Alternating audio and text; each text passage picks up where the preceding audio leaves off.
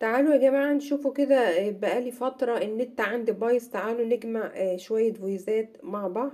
النت عندي كان بايظ، اتصلنا بفني وجه عمله. ماشي الكلام ده ب4 5 ايام. دلوقتي بقى علق، بس الخلال اللي مسافر وساعات بيجوا المغرب او كده، وانت عارف ان انا ما بعرفش يعني اقعد من غير النت.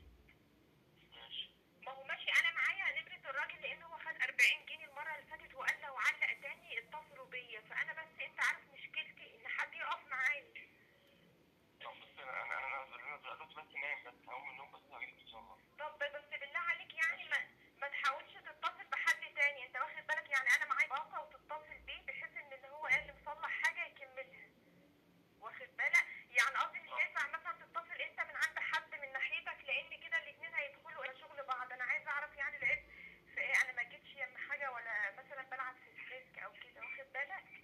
يعني انت هترن عليه تاني الراجل ده اللي هو من الاجنبي؟ ايوه، بس عايزه بس مشكلتي حد يقف معايا. يعني النت كان شغال بقاله 4 5 ايام كويس، وقال لي ما تفصليش الرايتر، ما جيتش يمه.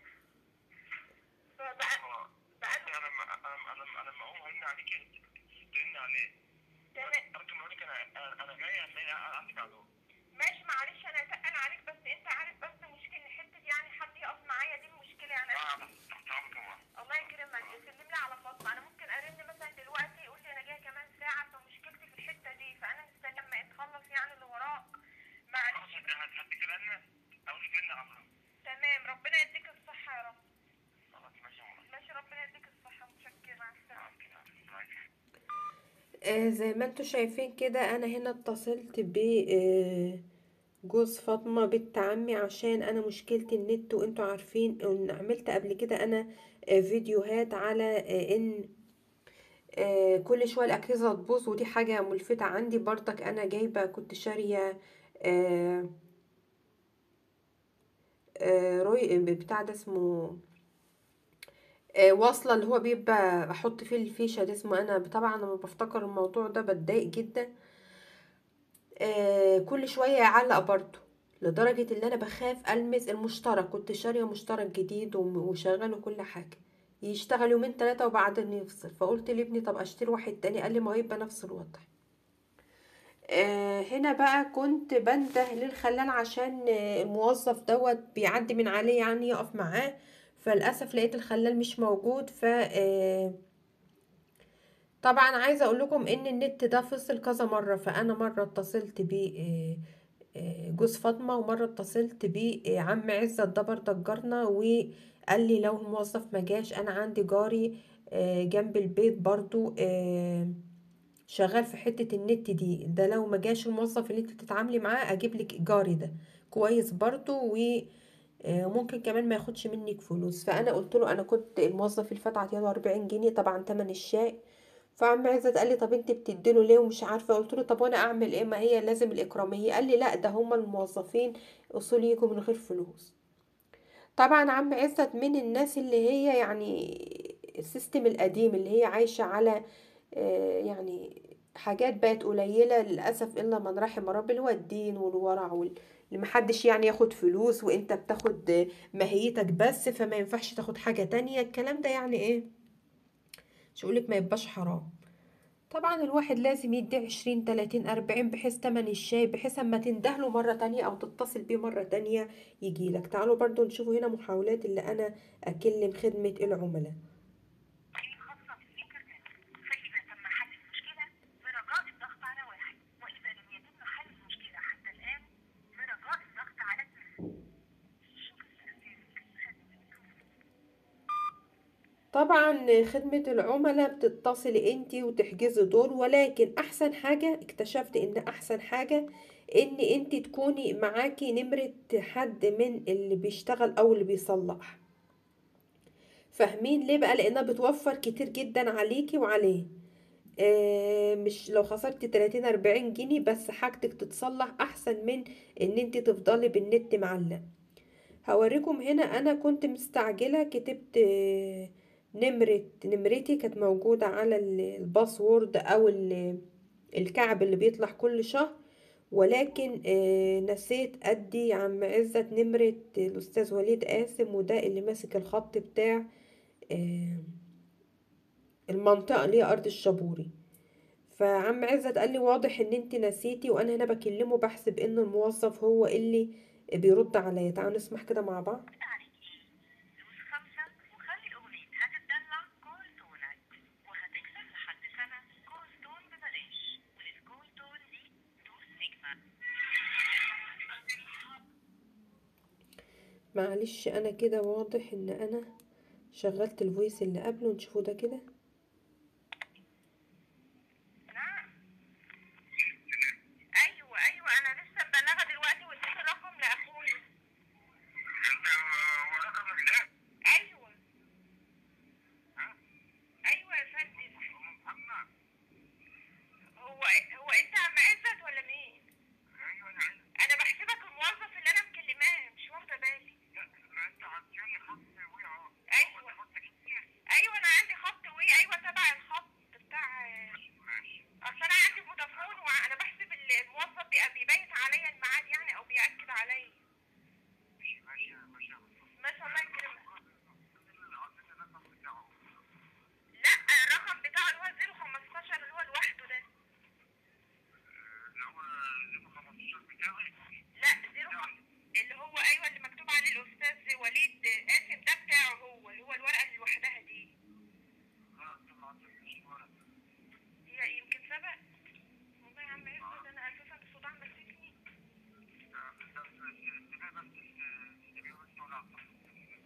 هنزلها لك. معلش انا اسفه، ده انا نسيتها في هنا، معلش الصداع ماسكني، اما بس والله ما بستحملش اي موقف، معلش. ماشي، ربنا يديك الصحه، خلاص هنزلهولك، معلش انا اسفه. ماشي الله يسلمك. هنا بقى للأسف أنا بيقول لي نزلي نمرة الموظف، وأنا نزلت رقمي ونسيت أنزل نمرة الموظف، لأن اكتشفت إني فعلا أول ما أي حاجة بتبوظ مني في البيت أنا أعصابي بتتعب والصداع بيمسكني، فبضطر إن أنا يعني ما ببقاش مركزة في أي حاجة، فبحاول أجمع الفويسات كلها بتاعة الإيه. صعب أوي أما حاجة تبوظ من البيت، صداع بيمسكني، ينزل زغللة على عيني، عدم تركيز. تعالوا نشوفوا بقية الفويسات مع بعض. أو الإيميل، اضغط 1 للرجوع للقائمة الرئيسية.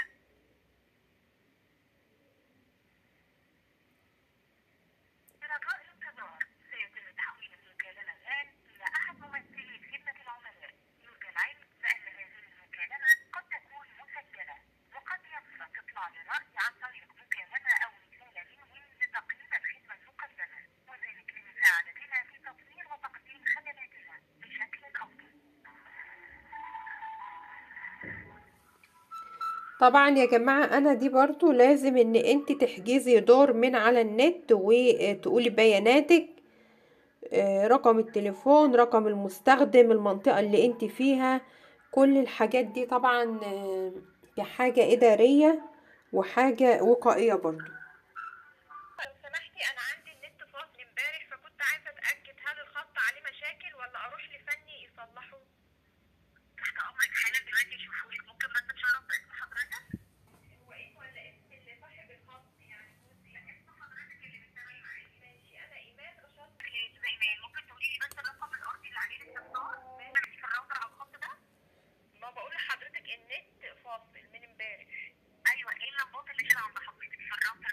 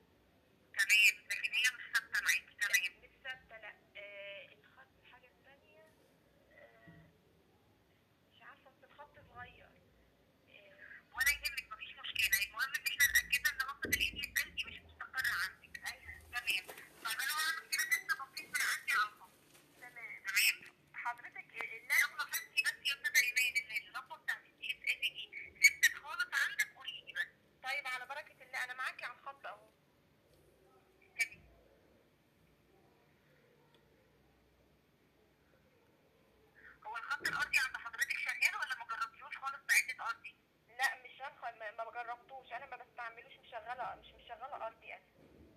خلاص ولا يهمك. طب ممكن استاذنك تخليكي معايا دقيقتين على الانتظار، انا من عندي هختبر الخط الارضي اتاكد اذا شغال ولا لا وارجع لك. اتفضلي اتفضلي. تمام يا استاذ ايمان.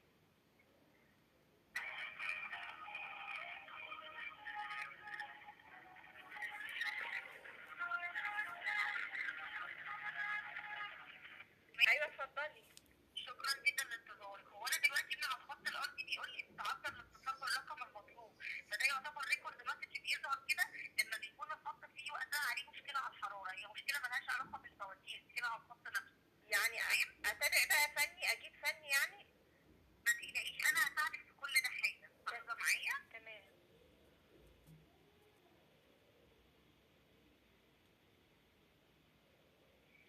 انا بس يعني بعمل لك محاوله كده من جانب الانترنت نشوف كده هيشتغل معانا ولا لا. تمام. هو الدي ال بيروح ويجي يعني بيقطع مش ثابت؟ لو سبتك كده قولي لي، انا هو كده خلاص الاختبار خلص من عندي. تمام. تمام. لو بدات تستقر او حاجه او لقيتيها ست توضحي لي بس وانا معاكي ما تزعليش. هي بتقطع برضه؟ لسه زي ما هي بتقطع ايوه. تمام. طيب انا دلوقتي كده هبعت لك طبعا شكوى لسجل الاعطال، انا هعملها لك من عندي بخصوص الحراره والانترنت. تمام. تمام. هستأذنك بس توضحي لي، هو حضرتك عندك السلك الرئيسي بتاع الحراره داخل لك البيت من خلال او شباك او بلكونه، ولا حضرتك عامله في شريحه مخصصه في الحيط؟ لا في من بلكونه. تمام. وبعد كده داخل على الراوتر على طول مظبوط؟ تمام. طيب تمام كويس جدا يا استاذ ايمان. لحظه هعمل كل اللي محتاجاه دلوقتي حضرتك، رقم موبايل عشان يتم المتابعه معاكي عليه من جانب الفني باذن الله. حضرتك نفس الرقم دوت؟ نفس الرقم اللي بتكلميني من عليه؟ ايوه. يعني ممكن يجي مثلا فني من الشركه حاجه زي كده؟ اه طبعا اكيد. لا يعني انا معايا رقم واحد مثلا من كفر الشيخ فوق، اتصل بيه ولا حضرتكم هتبعتوا حد؟ بتاكد من الحته دي. ولا يهمك خالص، انا دلوقتي هبعت لك الطلب للفني اللي تابع للمنطقه وهو هيتواصل مع حضرتك على طول. طيب هو ماشي. الرقم اللي هيكلمك عليه اللي هو 010 98 معايا. خلاص تمام مفيش مشكله. انا كده بعت له خلاص بيانات الخط، هيتابع معاكي في خلال 24 ساعه. لو احتاج ان هو يجيلك زياره منزليه لحد البيت هيكلمك قبلها على الموبايل علشان نحدد مع حضرتك ميعاد مناسب بالنسبه لك للزياره. عايزه برضه اكيد معاكي ان زيارته اي تعديلات هيعملها لك من بره ده كله تكلفته كامله على الشركه مش عليكي خالص. لو في بس يعني اي تعديلات داخليه من جوه البيت هو ده بس اللي بتتكلفيه مش اكتر يا استاذه ايمان. بس حضرتك انا يعني انا ما يعني أو انا مثلا او العيال ما لعبش يعني في حاجه في خط او ما لعبناش في حاجه خالص، واخده بالك؟ يعني انا مستغربه ان انا عارفه حضرتك ما عملتيش اي حاجه خالص، هي المشكله كده مدخلك رقم الحراره والانترنت الاثنين. تمام خلاص متشكره قوي. تمام. وانا برضه من عندي لو وصلتك حد من زمايلي من قسم المتابعه عشان برضه يتابعوا مع حضرتك ما يسيبوكيش الخط خالص، هتلاقيهم يا اما بيبعتوا لك رساله نصيه او رساله مسجله او هيكلموكي مكالمه تليفون يتاكدوا منك ان الخدمه كده تمام بقت شغاله معاكي كويس ما حصلش عليها اي مشكله. يا ريت والله، معلش عشان العيال بيعوزوه عشان الدراسه وكده، انت عارفه دلوقتي كل حاجه على النت، فانا محتاجاه الحقيقه يعني، واخده بالك؟ هي ريت يا استاذه ايمان ما تقلقيش انا هظبط